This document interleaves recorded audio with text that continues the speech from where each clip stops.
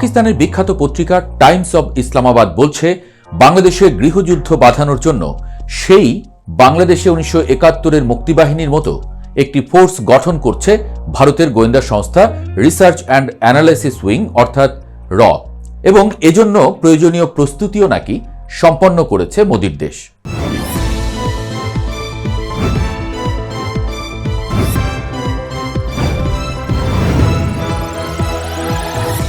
বেশ কয়েকদিন ধরেই এমন খবর চাউর হয়েছে গণমাধ্যমগুলোতে। তারপর হাসনাতদের সেভেন সিস্টার্স বিচ্ছিন্ন করার হুঙ্কারের উত্তাপের মধ্যেই এমন ভয় জাগানিয়া খবর এলো। ভারতে বাংলাদেশি সন্দেহে এরই মধ্যে একজনকে পিটিয়ে মারার খবর এসেছে। অর্থাৎ দুই দেশের মানুষদের মধ্যেই শত্রু শত্রু মনোভাব খেয়াল করা যাচ্ছে। পরেশ বড়ুয়া বাংলাদেশে এমন খবরে পরিস্থিতি আরও উত্তপ্ত। ভারতের গণমাধ্যম জোর দিয়ে প্রকাশ করেছে এই খবর। এরই মধ্যে পাকিস্তানের গোয়েন্দাদের বরাতে টাইমস অব ইসলামাবাদ বলছে, ভারতের র বাংলাদেশে মুক্তিবাহিনীর মতো ফোর্স গঠন করার পরিকল্পনা করেছে এবং সেই মুক্তিবাহিনীর মতো ফোর্সটির কাজ হবে বাংলাদেশে গৃহযুদ্ধের মতো পরিস্থিতি ও গুপ্ত হামলা সংগঠিত করা। পত্রিকাটি বলছে, শরীফ ওসমান হাদির হত্যাকাণ্ডের পর বাংলাদেশ এখন এক ভয়াবহ অগ্নিগর্ভ পরিস্থিতির মধ্য দিয়ে যাচ্ছে। গত 12ই ডিসেম্বর ঢাকায় হেলমেটে মুখ ঢেকে রাখা বন্দুকধারীদের গুলিতে আহত হবার পর 18ই ডিসেম্বর সিঙ্গাপুরে চিকিৎসাধীন অবস্থায় হাদির মৃত্যু পুরো দেশকে এক চরম অস্থিরতার দিকে ঠেলে দিয়েছে। হাদি ছিলেন ইনকিলাব মঞ্চের মতো একটি শক্তিশালী প্ল্যাটফর্মের মুখপাত্র, যারা 2024 সালে শেখ হাসিনা বিরোধী গণ অভ্যুত্থানে সামনের সারিতে ছিল। আর এই হত্যাকাণ্ড কেবল একজন নেতার বিদায় নয়, বরং এটি একটি পরিকল্পিত গোলযোগের সূত্রপাত বলে মনে করা হচ্ছে। হাদির মৃত্যুর পর ঢাকার রাজপথ থেকে শুরু করে দেশের আনাচ কানাচে বিক্ষোভ ছড়িয়ে পড়েছে। উত্তেজিত জনতা প্রথম আলো এবং ডেইলি স্টারের মতো প্রধান গণমাধ্যমের অফিসে আগুন ধরিয়ে দিয়েছে, যেখানে সাংবাদিকরা প্রাণ ভয়ে আটকে ছিলেন। এমনকি বাঙালির প্রাণের প্রতিষ্ঠান ছায়ানটেও ভাঙচুর এবং অগ্নিসংযোগ করা হয়েছে। এসব হামলার পেছনে মূল কারণ হিসেবে অভিযোগ তোলা হচ্ছে প্রতিষ্ঠানগুলোর ভারত ঘেঁষা নীতিকে। হাসিনা সরকারের পতনের পর ভারতে তার আশ্রয় গ্রহণ এবং পরবর্তী সময়ে দিল্লির সাথে ঢাকার সম্পর্কের যে টানাপোড়েন তৈরি হয়েছে, তারই বহিঃপ্রকাশ ঘটছে এই চরম ভারত বিদ্বেষী মনোভাবের মধ্য দিয়ে। টাইমস অব ইসলামাবাদের দাবি অনুযায়ী ভারতের গোয়েন্দা সংস্থা র এই নাজুক পরিস্থিতিকে কাজে লাগিয়ে একটি দ্বিমুখী বিপজ্জনক পরিকল্পনা বাস্তবায়ন করছে। একদিকে তারা নিষিদ্ধ ঘোষিত আওয়ামী লীগের অবশিষ্টাংশ এবং হাসিনাপন্থী অনুগতদের ব্যবহার করে দেশে একটি উপদলীয় সংঘাত বা গৃহযুদ্ধের পরিস্থিতি তৈরি করতে চাইছে।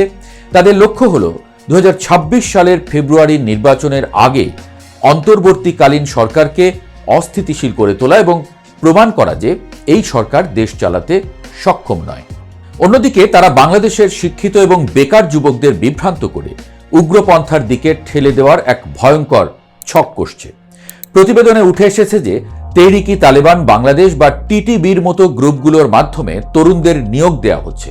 এদের মাধ্যমে অভ্যন্তরীণ সন্ত্রাসবাদ তৈরি করা এবং বিদেশে জঙ্গি হিসেবে পাচার করার একটি নীল নকশা তৈরি হয়েছে। এর মূল উদ্দেশ্য হল বিশ্ব দরবারে বাংলাদেশকে একটি ব্যর্থ রাষ্ট্র এবং চরমপন্থী স্বর্গরাজ্য হিসেবে তুলে ধরা, যাতে করে আন্তর্জাতিক হস্তক্ষেপের পথ প্রশস্ত হয় এবং পাকিস্তান ও চীনের সাথে বাংলাদেশের ক্রমবর্ধমান ঘনিষ্ঠতাকে থামানো যায়। আর এমন কথা যদি সত্যি হয়, তাহলে ভূরাজনৈতিক খেলায় বাংলাদেশের সার্বভৌমত্ব আজ এক বিশাল চ্যালেঞ্জের মুখে। নয়াদিল্লির সংসদীয় আলোচনায় সরাসরি বলা হয়েছে যে বাংলাদেশের বর্তমান গতিশীলতা 1971 সালের পর ভারতের জন্য সবচেয়ে বড় কৌশলগত সংকট। বিশেষ করে বাংলাদেশে চীনা বিনিয়োগ এবং পাকিস্তানের সাথে সামরিক সহযোগিতার সম্ভাবনা ভারতকে এতটাই বিচলিত করেছে যে তারা দেশটিতে বিশৃঙ্খলা সৃষ্টির মাধ্যমে তার প্রভাব পুনরুদ্ধারের চেষ্টা করছে বলে সামরিক বিশ্লেষকরাও মনে করছেন। রাজপথের ক্ষোভ এবং বিদেশি গোয়েন্দা সংস্থাগুলোর এই অদৃশ্য হস্তক্ষেপ সামলানো সময়ের সবচেয়ে বড় পরীক্ষা হয়ে দাঁড়িয়েছে বাংলাদেশের পক্ষে। এখন প্রশ্ন উঠছে, টাইমস অব ইসলামাবাদের এই দাবিগুলো কি আসলেই সম্ভব? ভূরাজনৈতিক বাস্তবতায় গোয়েন্দা সংস্থাগুলোর মাধ্যমে প্রতিবেশী দেশে অস্থিতিশীলতা তৈরি করা নতুন কোনো বিষয় নয়। তবে বাংলাদেশের মতো একটি ঘনবসতিপূর্ণ এবং আবেগপ্রবণ দেশে সরাসরি কোনো বাহিনী গঠন করা ভারতের জন্য আন্তর্জাতিক মহলে বিশাল ঝুঁকির কারণ হতে পারে। যদি ভারত এমন পদক্ষেপ নেয় তবে তার প্রধান কারণ হবে বাংলাদেশের উপর থেকে তাদের একচ্ছত্র নিয়ন্ত্রণ হারানো।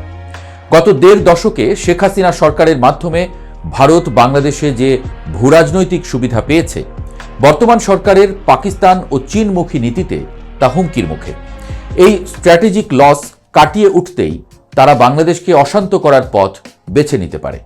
যদি সত্যিই এমনটা ঘটে এবং বাংলাদেশে গৃহযুদ্ধের মতো পরিস্থিতি তৈরি হয়, তবে এর ভবিষ্যৎ হবে অত্যন্ত অন্ধকার। প্রথমত, দীর্ঘদিনের অর্জিত অর্থনৈতিক স্থিতিশীলতা ধসে পড়বে এবং সাধারণ মানুষ চরম নিরাপত্তাহীনতায় ভুগবে। দ্বিতীয়ত, বিদেশি বিনিয়োগ পুরোপুরি বন্ধ হয়ে যাবে এবং বাংলাদেশ একটি আন্তর্জাতিক যুদ্ধক্ষেত্রে পরিণত হতে পারে। সবচেয়ে বড় ভয়ের বিষয় হল, এই ধরনের পরিস্থিতিতে দেশের সার্বভৌমত্ব রক্ষা করা কঠিন হয়ে পড়বে এবং বারবার বিদেশি হস্তক্ষেপের সুযোগ তৈরি হবে। সবচেয়ে জরুরি হল জাতীয় ঐক্য।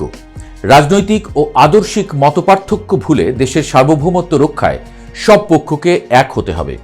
সরকারকে অত্যন্ত দক্ষতার সঙ্গে গুজব এবং অপপ্রচার মোকাবেলা করতে হবে। একই সাথে কোনো বিশেষ দেশের উপরে অতি নির্ভরশীলতা না রেখে একটি ভারসাম্যপূর্ণ পররাষ্ট্রনীতি গ্রহণ করতে হবে। দেশের নিরাপত্তা বাহিনী এবং গোয়েন্দা সংস্থাকে আরও আধুনিক এবং সতর্ক হতে হবে, যাতে কোনো বিদেশি শক্তি দেশের ভেতরে কোনো নাশকতামূলক নেটওয়ার্ক গড়ে তুলতে না পারে। সর্বোপরি শিক্ষিত যুব সমাজকে র্যাডিক্যালাইজেশনের হাত থেকে বাঁচাতে কর্মসংস্থান এবং দেশপ্রেমের সঠিক চর্চা নিশ্চিত করাই হবে দীর্ঘমেয়াদী সমাধান। বুঝতে হবে, বাংলাদেশ এখন আন্তর্জাতিক খেলোয়াড়দের মাঠ হয়ে উঠেছে। পোর্ট বিদেশিদের হাতে, কক্সবাজার বিমানবন্দর এখন আন্তর্জাতিক, সীমান্ত থমথমে, মিয়ানমার সীমান্তেও আগুন জ্বলছে বলে। ওদিকে সাগরে অপেক্ষা করছে ভয়ঙ্কর সব পক্ষ। নিরীহ বাংলাদেশটাকে দুমড়ে মুচড়ে দেওয়ার জন্য সব পক্ষ যেন মুখিয়ে আছে। এর মধ্যেই এত ছোট দেশে হাজার ধরনের মত, হাজার হাজার দল। কে কার সব শেষ করে দেবে, আগুনে পুড়িয়ে দেবে হাসিমুখ, ভিন্ন মতের উপর নির্বিচারে হামলা, বিভিন্ন প্রতিষ্ঠানের উপরে হামলা, আগুন বাংলাদেশ সম্পর্কে ভালো বার্তা দিচ্ছে না বিশ্বকে। পাকিস্তান হঠাৎ করে শত্রু থেকে বন্ধুতে পরিণত হয়েছে, কিন্তু ভুলে গেলে চলবে না ৭১কে, ২৪কে। দিন শেষে যদি সবাই মিলে বাংলাদেশের পক্ষে না থাকা হয়, তবে এইবারে বাংলাদেশকে ধ্বংসের হাত থেকে বাঁচানোর উপায় থাকবে না আর। বাংলাদেশের বর্তমান সংকট কেবল একটি হত্যাকাণ্ড বা বিক্ষোভের মধ্যে সীমাবদ্ধ নেই। এটি বৃহৎ শক্তিগুলোর প্রভাব বিস্তারের লড়াইয়ে পরিণত হয়েছে, যেখানে জয়ী হতে হলে দেশবাসীকে ইস্পাত কঠিন সংহতি প্রদর্শন করতে হবে। তাই এখন দেশের প্রশ্নে এক হতে হবে, দেশের মানুষের প্রশ্নে। ভালো থাকুক প্রিয় বাংলাদেশ, থাকুন দ্য প্রেসের সঙ্গে।